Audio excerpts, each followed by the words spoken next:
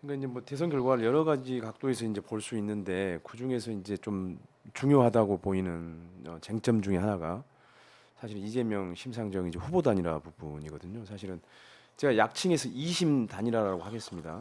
이게 이심 전심처럼 마음이 통해야 사실 후보 단일화가 되는 건데 어쨌든 정의당하고 심상정 의원 쪽은 후보 단일화 논의가 전혀 없었다. 민주당이나 이재명 후보 측으로부터 공식적인 제안도 없었다. 이게 이제 공식적인 반응이자 공식적인 의견이거든요. 예. 제가 뭐 최근에 저기 심상정 의원들 만났지만 어쨌든 간에 뭐 이런 거는 전혀 없었다라고 본인도 얘기를 하셨어요.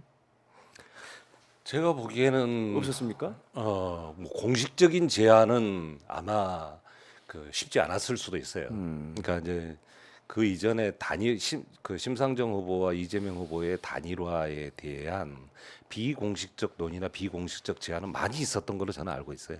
아 비공식적 적 제안이나 제안이랑 비공식적 논의는 많이 있었던 걸로 알고 있어요. 그럼 그게 그러니까 한쪽에 민주당이나 정의당 그러니까 뭐 민주당의 한쪽에 원사이드한 논의였습니까? 아니면은 양당이 어느 정도 그래도 좀 그 교류하는 차원의 어떤 그런 그 접촉이었나요? 단적인 차원의 논의라고 하기에는 쉽지 않은 측면이 있었던 게 예.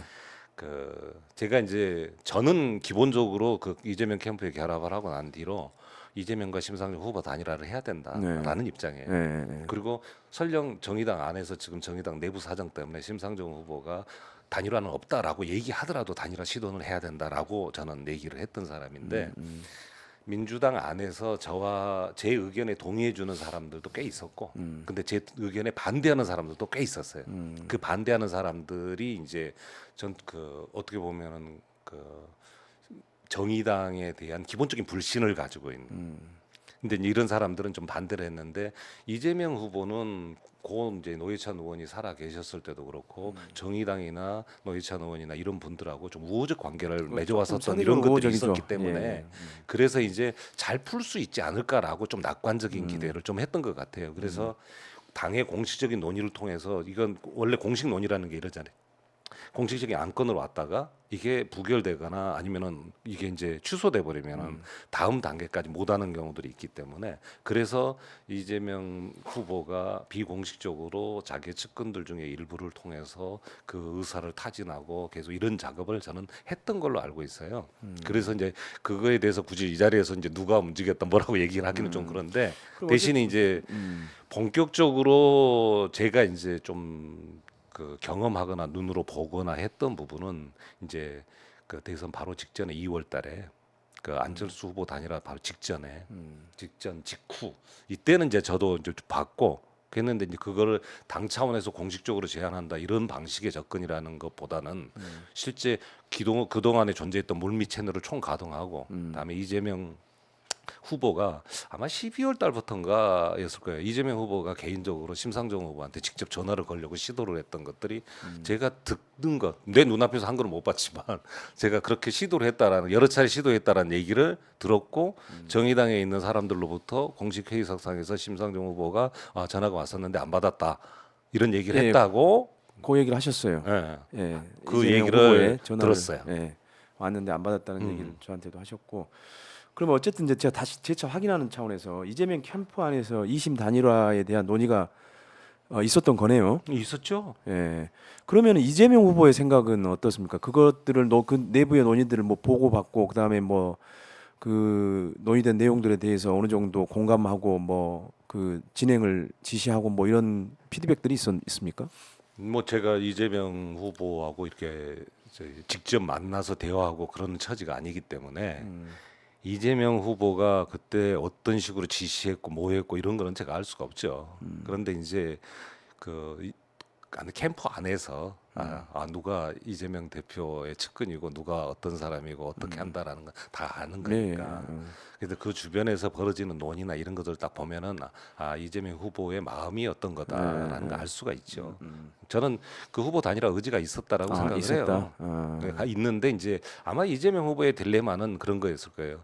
그 선거하는 과정이나 이런 데서 이 후보 단일화를 중심으로 떠올리는 것 하고 다음에 기존에 있는 민주당 조직이 원하는 선거 운동을 체계적으로 조직하는 것 간에 일정한 나름대로 균형을 잡으려고 하는 왜냐하면은 그 하나의 거대 민주당이라는 그 조직이 뭐 제가 보기에는 당원이 뭐 200만이 넘고 그다음에 선거운동하는 과정이 이번에 드러났지만 1,600만 표 이상을 얻는 이런 부분이기 때문에 실은 이제 거기에는 다양한 부대들이 있는 거잖아요.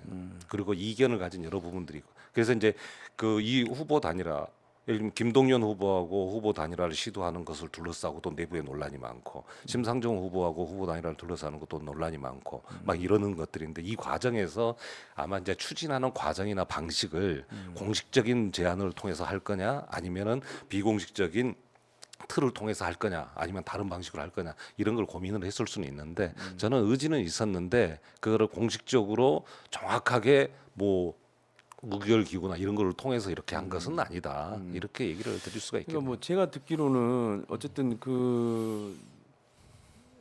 이재명 후보의 최측근이라고 하는 인사들 뭐 몇 명이서 이 후보의 재가를 받고 그 심상정 후보와의 단일화 논의를 해서 단일화 방안까지 제가 마련한 걸로 그렇게 얘기를 들었거든요. 네, 저도 알고 있습니다. 예, 그 과정에서 저도 조금 논의를 했고요. 예.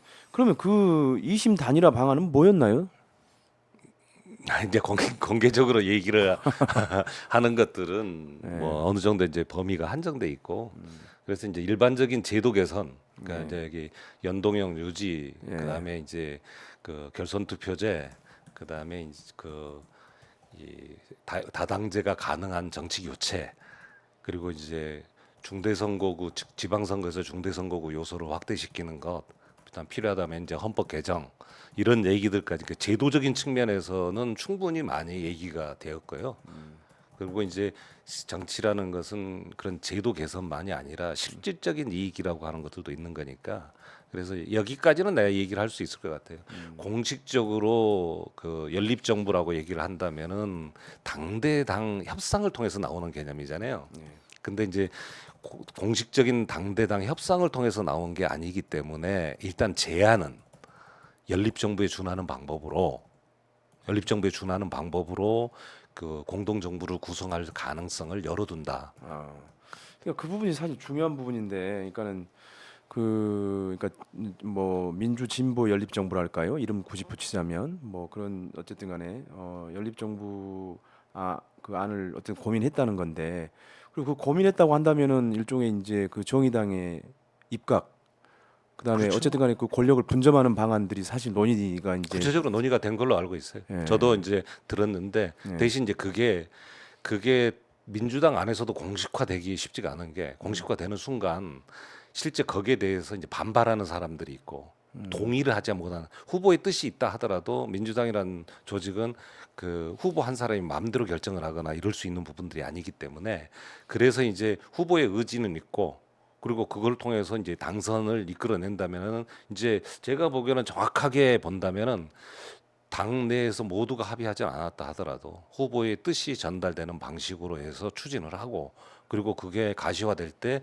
후보가 공식화해 가지고 도장을 찍는 방식으로 하려고 하지 않았을까 이렇게 생각을 하는 겁니다. 그러니까 어쨌든 정치 개혁과 관련된 중요 쟁점 사안에 대해서도 논의를 했고, 논의를 했죠. 그리고 연립 정부에 준하는 정도의 권력 분점 방안, 도 나온 걸로 알고 예, 있습니다. 그것도 이제 사실 논의가 됐었고, 그러면 심상정 후보 개인에 대한 어떤 뭐 그 후보 단일화 제안 방안 뭐 이거는 근데 그런 것도 거론된 걸로 알고 있어요. 어, 근데 이제 그런 거를 여기서 이제 공식적으로 논의를 하는 건 적절치가 않다라고 생각을 하는데 근데 이제 워낙 한국 정치가 보수든 진보든 또 운동권이든 운동권이 아니든 간에 실제 이를 성사시키기 위해서는 다양한 차원의 논의들이 있는 그렇죠, 겁니다. 그렇죠. 예. 그런데 지금 이제 결렬이 된 상태에서 잘 안 된 상태에서 이제 이 얘기를 거론하는 거는 이제 저는 그 논의하는 과정들에 있는 사람들 사이에서 약간은 이제 좀 부적절한 논란을 벌일 수 있기 때문에 지금 이 정도 얘기를 하는 선에서 하는 게 아마 적절할 겁니다.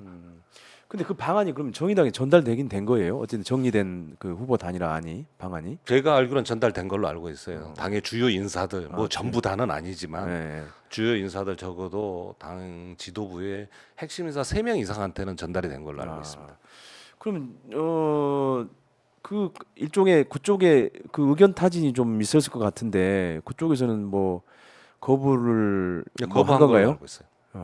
근데 그 거부 이유가 뭡니까 도대체? 그러니까 2번, 3번 제가 그거는 확인을 했던 것 같은데요. 예, 예. 일단은 그 후보 단일화 하지 않더라도 5% 이상의 지지를 얻을 수 있다. 아, 그러니까 다시 말해서 민주당에 의존하지 않고도 독자 생존할 수 있다. 라는 판단이 제일 컸던 것 같아요.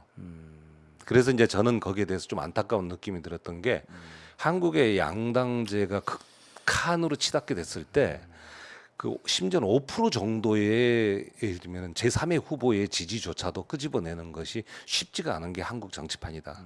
특히 지난 선거는 더 그랬는데 그 판을 흔들 수 있는 의제나 쟁점을 만들지 못한 정의당 후보가 그 정도의 지지를 받을 수 있다라고 생각을 했다는 사실에 대해서 저는 개인적으로 좀 놀랐어요. 근데 이게 그 어쨌든 정의당이 그걸 거부를 했다는 건데 만약에 예를 들어서 그게 거부되지 않고 뭐 역사에 사실은 가정이라고 하는 게 사실은 없어야 하겠지만 또 안타까운 역사적 순간에는 또 항상 우리가 가정을 해보잖아요. 만약 2심 단일화가 만약에 됐다면 저는 과연 됐다고 윤석열 생각해요. 정부가 과연 이렇게 들어섰을까? 사실 일반 사람들도 그렇게 많이 생각을 하고 있거든요. 예. 저는 단일화가 됐다면 당선됐을 거라고 생각을 합니다. 개인적으로는. 어. 근데 이제 자칫 뭐 저도 이제 과거에 이런 걸 너무 많이 당해봤기 때문에 왜냐하면 저도 진보 정당을 했고 후보 단일화 논란을 많이 겪어봐서 그래서 하나의 경우만 놓고 딱 보면은 당시 안철수 바로 TV 토론하면서 윤석열 정부가 출연하고 난 뒤로 찍었던 사람들이 얼마 되지 않아 손에 장을 지지는 일이 벌어질 것이다라고 얘기했던 사람이 몇 시간 안에 굴복을 하잖아요. 네.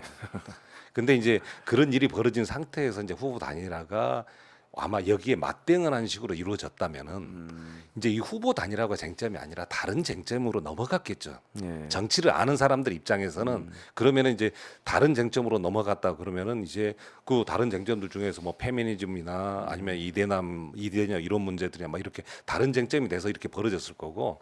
근데 이제 제가 왜 이 얘기를 하냐면은 이것만 딱 꺼내놓고 보면은 윤석열 당선의 1등 공신이 안철수라면은 그걸 맞고 이재명 당선의 1등 공신은 심상정이 될 수 있었던 거죠. 대신 이제 결과론적으로 보면은 그때 당시에 이제 30만 표 정도를 가져올 수 있는 게 뭘까? 그러면 심상정하고 단일화 가져왔겠죠. 뭐 허경영한테 표를 가져와도 단일화 가져올 수도 있을 거잖아요. 다음에 기권했던 사람들은 얼마나 가져와 될 수 있느냐. 또 이제 민주당 안에서 민주당 사람인데 선거운동 열심히 안 하고 했던 사람들이 소홀히 했던 거를 가져와도 될 수 있었던 거예요. 다시 말해서 결과론적으로 보면은 지금 그 0.78%의 차이라는 것은 다른 데서 다 메꿔낼 수 있지만 선거운동의 흐름 속에서 봤을 때 마지막에 가장 중요한 쟁점이 안철수 윤석열 후보 단일화였다면은 민주당이 여기에 맞대응할 수 있는 카드로 될 수 있었던 게 심상정과 이재명의 그러니까 이제 단일화였기 그 때문에. 부분이 굉장히 지금 아쉬운 역사적으로 보면은 정치적으로 보면 아쉬운 그 그죠. 복귀 아쉽게 복귀되는 부분인데 그러니까 사실 이재명 후보가 이제 안철수 후보하고도 후보 단일화 협상을 꽤 진행을 했어요. 네. 그거는 다 알려진 네. 얘기입니다. 뭐 최종적으로는 결렬이 됐지만 그러면 이제 안철수 후보가 윤석열 후보 쪽으로 갔지 않습니까? 윤석열 후보가 단일화를 했어요. 그럼 사실 다급한 쪽은 이재명 후보가 다급한 거잖아요, 사실은.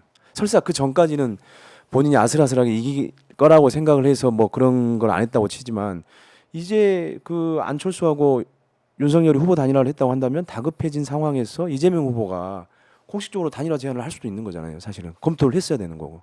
이제 그런 게 아마 했겠죠. 그런 논의를 했을 텐데 이게 이제 민주당의 저는 문제라고 생각을 해요. 그러니까 민주당 안에 중요한 정치적인 선택의 시기에 그거를 정확하게 최종적으로 결정할 수 있는 사람이 과연 누구냐 또는 그런 의사결정 기구가 뭐냐. 근데 이 부분에 대해서는 실제로 지금 현재 민주당 안에서 활동하는 분들이 한번 심각하게 저는 생각을 해봐야 될 거다라고 생각을 하는데 저는 개인적으로 무슨 생각을 하냐면 그때 당시에 공식적으로 그런 결정을 이재명 후보가 단독으로 내릴 정도의 상황이었을까? 저는 잘 모르겠어요. 아니 그건 상황이고 아니고 따질 게 아니고 본인의 어쨌든 간에 정치적 결단으로 본인의 정치적 결단 책임을 지면 되는 거고 정치적 결단을 해야 되는 부분인 거죠. 그렇죠. 정치적 결단을 해야 되는 부분인데 개인적으로 제가 알기로는 이재명 후보가 심상정 후보 집을 찾아가는 방안, 전화를 하는 방안, 막 여러 가지 방 그걸 해가지고 그걸 시도하려고 했던 걸로 알고 있어요.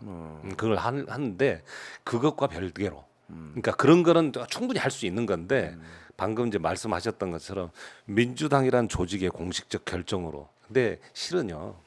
어떤 것이든 간에 공식적 결정을 하기 전에 물밑에서 어느 정도 아니, 물론 이해야지 되잖아요. 예. 근데 물밑에서 이거 낼 수 있는 그게 안 되는 거예요.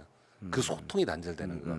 그리고 그 배경에는 제가 가면서 알게 된 거지만 저는 이제 민주당 당원은 아니잖아요. 저는 진보 정치를 포기한 사람도 아니고. 근데 이재명의 대통령 당선이라는 것이 실제로 이 진보 정치의 새로운 길을 여는데 좀 도움이 될까 이렇게 생각을 해서 이제 했던 건데 거기 이제 그 캠프나 주변 사람들 만나다 보니까 예전에 민노당 출신들이 되게 많아요. 다시 말해서 정의당 내부의 상황을 너무 잘 알아요, 민주당 사람들이. 그리고 단일화를 누가 하려고 하면은 누가 반대할 것이다라는 것도 다 아는 거예요. 그래서 이 그룹 하는데 그 사람들이 놀라는 것들 중에 하나가 뭐냐면은 이제 그 BNL, PD 계열의 좌파들은 끝까지 반대하는 사람들이 많다. 그 사람들이 발목 잡을 거다. 근데 인천연합이나 이 NL 쪽이 어떤 태도를 취할까 그게 궁금하다. 막 이런 것들이 이제 많이 있었는데 이제 그 인천연합을 포함을 한 정의당의 NL 출신들조차도 이제 단일화에 반대하는 거를 딱 보고 그 분위기가 민주당 안에 있는 사람들 분위기가 해봤자 안 된다라는 그런 분위기들이 많은 거예요. 그래서 전부 다 접자라고 하는데 그럼에도 불구하고 이재명 대표와 이재명 대표 측근들 중에 일부는 마지막까지 접자는 분위기가 다수였음에도 불구하고 추진을 한 걸로 알고 있어요. 그래서 이제 마지막까지 안도 만들고 이렇게 했는데 그게 안 먹혀 들어갔던 거죠.